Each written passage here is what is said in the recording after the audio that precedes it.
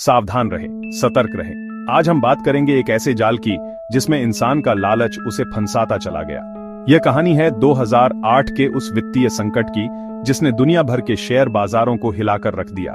लेकिन इस कहानी को समझने से पहले यह जानना जरूरी है कि आखिर यह शेयर बाजार होता क्या है।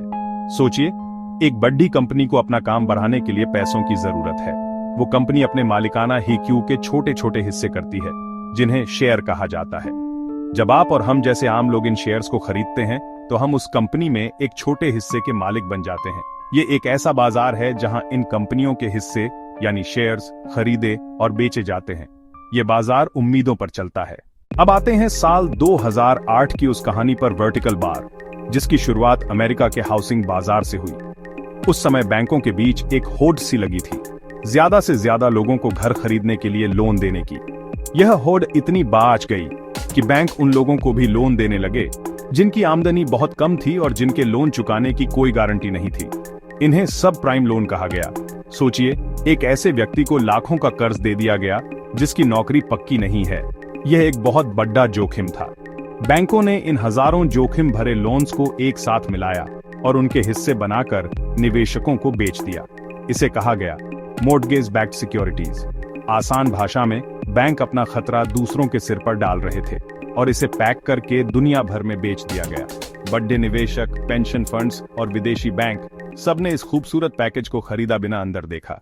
जिन लोगों ने अपनी क्षमता से ज्यादा लोन लिया था वे अपनी किस्तें नहीं चुका पाए, घर बिकने लगे या बैंक उन्हें जब्त करने लगे।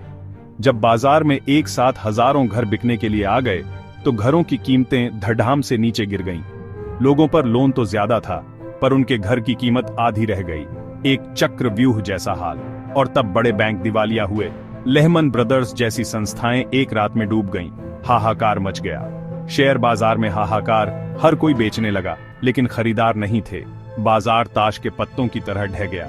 यह संकट सिर्फ एक देश तक सीमित नहीं रहा, इसकी आग पूरी दुनिया में फैल गई। कंपनियों ने ऑन ऑर्डर रद्द किए, प्रोडक्शन रुका, क्रेन ठहर गईं, लाखों लोग बेकार हुए।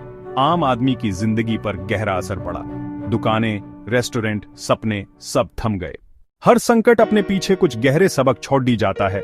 2008 ने भी हमें बहुत सिखाया। पहला सबक, लालच बुरी बला है।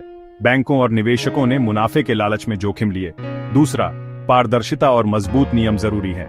रेटिंग एजेंसियों और बैंकों की पारदर्शिता कमजोर थी। कई देशों ने नियम सख्त किए, निगरानी सिस्टम को मजबूत किया गया ताकि दोबारा कोई मनमानी न हो। एक और सीख, अपना सारा पैसा एक जगह न लगाएं। कुछ पैसा शेयर में, कुछ गोल्ड में, कुछ फिक्स्ड डिपॉजिट में और कुछ प्रॉपर्टी में। इसे डाइवर्सिफिकेशन कहते हैं। इससे नुकसान की भरपाई संभव होती है। जानकारी ही सबसे बड़ी ताकत है। दस्तावेज पढ़ें, सवाल पूछें, विशेषज्ञ से सलाह लें।